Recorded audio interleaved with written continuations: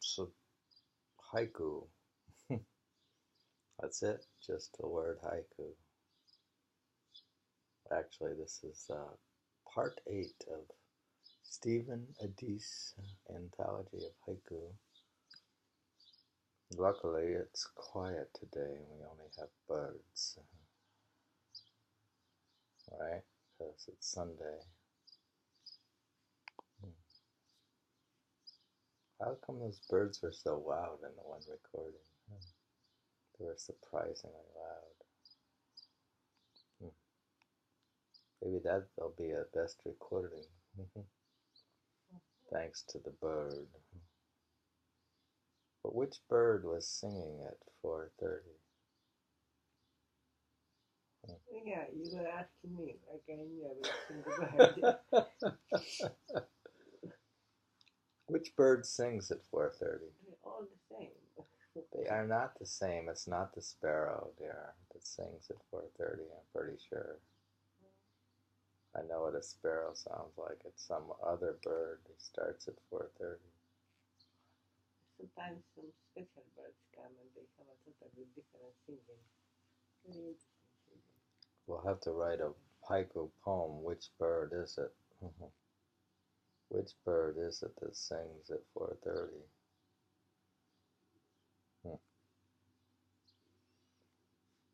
It's a question for these haiku poets. We'll have a contest in which one can answer. Well, we should read the poems. We're reading now. We're connecting poem is running across the shelf, hoisting a chrysanthemum, a temple mouse, takamasa. That was the last poem from the prior reading. It's the connecting poem. The next poem says, on a withered branch lingers the evanescent memory of a cicada's voice. He says, on a withered branch lingers the evanescent memory of a cicada's voice. He remembers. Kage. Oh, so maybe the memory could be lingering in him, or else the memory is lingering in the branch. I suppose the Buddhist would say it's lingering inside him. Or a psychologist would say it's actually Kage's memory. The branch, the whole thing lingers inside him. A memory, that's what it is. On the withered branch lingers the evanescent memory of a cicada's voice. Or maybe he's saying the cicada's voice now is part of the branch. And the memory of the branch, I guess the branch could have heard the voice. Everything is part of him. No, the plant's alive. It could remember the voice of the cicada. And he could remember it. Yes, and now we do. So now the evanescent voice of the cicada lingers, of a haiku poem about a cicada lingers in our bodies. Is a cicada insect? Cicada? Cicada is an insect that croaks. And the poet they usually many together, like clouds of cicadas, not one. Right. Well, no, it's like the 17-year cicadas. There's a lot, but there's probably a cicada that's just by himself or something. It's just like a cricket or something. It doesn't matter if it's an insect. We don't know which cicada because usually they are annoying. Don't want to remember so much. They didn't provide the Japanese in this anthology, which is not correct. We can't identify the Japanese word. But Kage is the poet. But we don't know him so well either. Next poem, Singing as It Goes. An insect floats down the stream on a broken bough. And you've heard this one, so... I said Who said it? That's correct. Stop again. Why don't you? Why can't I have you guess? But you knew that because you probably heard it in a different translation. So you had a bit of a clue. Plus, you know, Issa likes bugs. Here we have, singing as it goes, an insect floats down the stream on a broken bough. It's interesting, it's singing on the way down the river. Yeah, the other translation, he was not singing exactly. He was floating. Oh, he was on a floating. He wasn't singing in the other translation? On a floating piece of wood. Yeah, he was floating, yeah. Who knows, all these... I like that one thing where they had multiple translations, but I don't know. Then you're just deciding which one you like. The next poem is, The eyes of the hawks are now dimmed. Quails sing. The eyes of the hawks are now dimmed. Sleeping, so Quails can sing. sing. Yeah. Oh, the birds, the dangerous of that. The enemy is dangerous. They sing when they're not in danger. The enemy is asleep. You can sing when you're out of danger. Is that true of people? Oh, they also sing when they are to tell other messages, to tell others to hide. This is with birds too. That's basho. The eyes of the hawks are now dimmed. Quails sing. Basho. Here we go. A grasshopper chirps in the sleeve of the scarecrow. A grasshopper chirps in the sleeve of the scarecrow. I bet you can't get this one, and I don't know. If you may have heard it, did you hear it before? No, I don't remember. I'm not sure. Basho, I'm not sure I have heard it either. Is this basos? No, a grasshopper chirps in the sleeve of the scarecrow. I don't think we've ever heard it. No, but there's not much to get. There's a grasshopper inside the sleeve.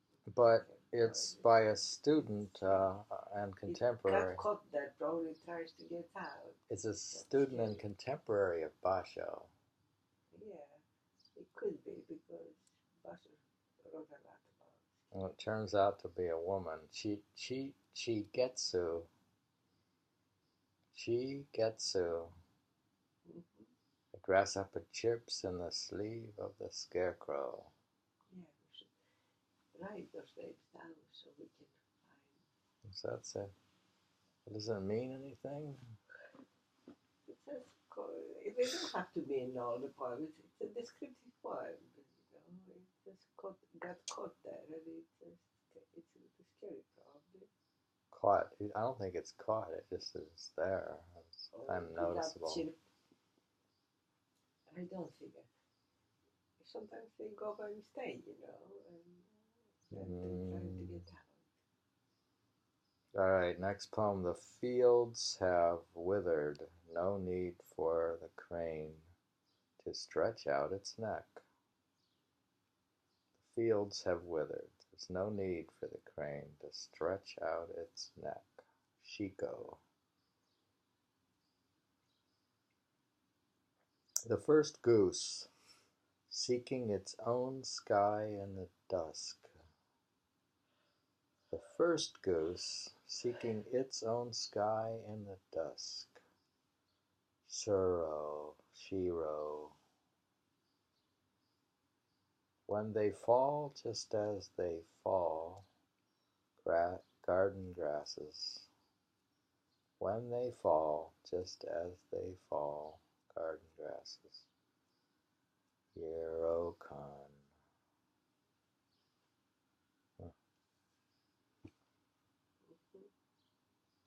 Mountains darken, robbing the scarlet from maple leaves. Do Japanese have songs? How is it that I have never heard of a Japanese song?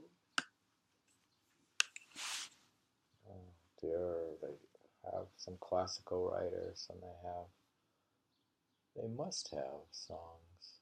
If they have such small poems, how can they make a song? I should look up Japanese music. Japanese songs? This sounds like a little song. The grass. That's a good question. I mean, I didn't encounter very many. Read again that with the grass. Japanese songs is a good question. I'm supposed to be studying international music. Am I supposed to know all ethnic groups of music and poetry? That last song, that last part with the grass. When they fall just as they fall, garden grasses.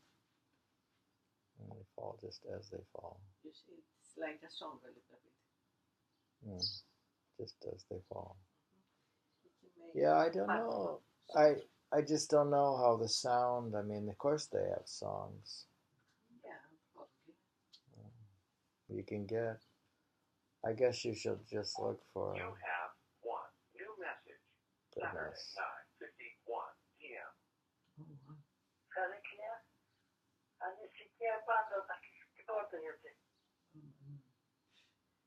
Message. What's that? My mom at 9 yesterday, she called. She said, if you are upstairs, I'm going to close the door. Oh, God. But we were not upstairs, so she didn't close it. But she was not sleeping. Japanese songs. You can look them up on YouTube and all that stuff. I can investigate next time I go to the library. Did you have one session? Is it over? No, I got 2 minutes to go. Yeah, okay. Read one more. Mountains darken, robbing the scarlet from maple leaves. You know how when the sun goes down, the leaves are bright colors until when the sun's out, and then the sun disappears and the leaves turn dull looking, basically. But read it again. Mountains darken, robbing the scarlet from maple leaves. Buson. It's more like the fall poem, an autumn poem. Scarlet, what's scarlet? Scarlet's the red in the leaves. They have Japanese maples, right? They're red. So it changes those red. hues. Okay. Mountains darken, robbing scarlet from maple leaves. It's beautiful hues. Buson.